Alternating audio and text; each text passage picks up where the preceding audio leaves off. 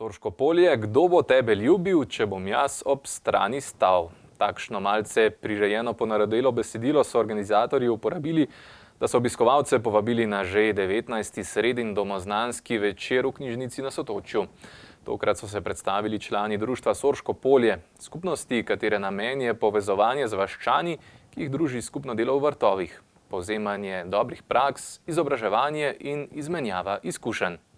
Društvo Sorško polje Medvoščani že dobro poznamo, saj s svojimi dejavnostmi aktivno sodelujejo na različnih področjih in se trudijo, da bi občani z njihovo pomočjo pričeli slediti njihove cilje, ki so informiranje in spodbujanje prebivalcev Sorškega polja in tudi ostale, da Sorškemu polju povrnejo vitalnost, ga razbremenijo posledic intenzivnega kmetijstva in začnejo odgovorno, okolju prijazno izkoriščati njegove naravne danosti s čim manjšimi posledicami za prihajajoče rodove. Smo skupina prostovoljcev oziroma zagretih krajanov oziroma domačinov Sorškega polja, ki želimo s pomočjo druženja in informacij, predavanj, ogledov dobrih praks, dela na vrtu premakniti naše glave, da začnejo razmišljati v smeri sonaravnega načina življenja, zdrave prehrane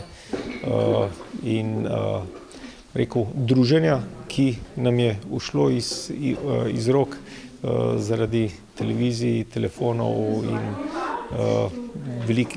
mnogih aktivnosti, ki nas vlečejo vsakega na svoj konec. Na njihove dogodke, ki jih organizirajo, privabijo tudi do 100 poslušalcev, odvisno od tematike. Nadvse pa so ponosni, da jih prek elektronskega obveščanja spremlja že okoli 1500 prejemnikov. Zdaj, dogodki, ki jih organiziramo, so v zimskem času predvsem izobraževanja, predavanja, kakšna kuharska delavnica se še najde vmes. V spomladanskem in jesenskem času organiziramo ogled dobrih praks, ogled ekoloških kmetij. Poleti se dobivamo tedensko na vrtu v Prašah, na 14 dni v vrtu pri skupnosti Barka. Juniju pri skupnosti Barka organiziramo kresovanje. Konec avgusta za praški smen srečanje na skupnem vrtu v Prašah.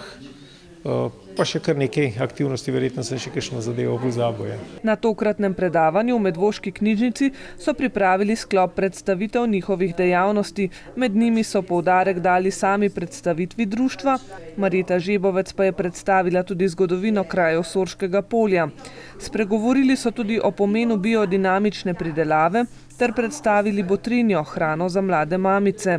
Spregovorili so o zdravem načinu prehranjevanja, vse skupaj pa prepletli tudi s kulturo Sorškega polja, katero v največji meri pooseblja Simon Jenko. Skušamo dejansko, zasejati iskrice, zbuditi ljudem zanimanje za dogodke. Sigurno nismo mi tisti, ki bomo obrnili svet na glavo, vendar pa s trošenjem koristnih informacij, iskric, dejansko se mi zdi, da se zadeve premikajo. Tudi začetka nekateri so se nam od začetka smejali, kaj se grejo te na Sorškem polju, kaj bojo te nam pamet solili zdaj tukaj, ampak zdaj vedno več tudi kmetov se obrača za kakšne koristne informacije k nam.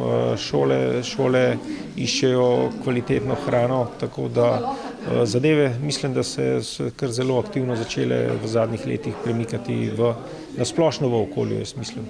Ob koncu tokratnega domoznanskega večera so nas člani društva Sorško polje povabili še na nekaj zanimivih dogodkov.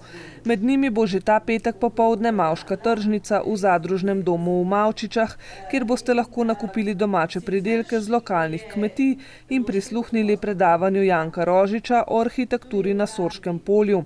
V mesecu marcu vas vabijo na predavanje o biodinamiki na slovenskih kmetijah, vsak drugi petek pa vas vabijo na tržnico v Stražišče pri Kranju, kjer lahko kupite zdrave pridelke.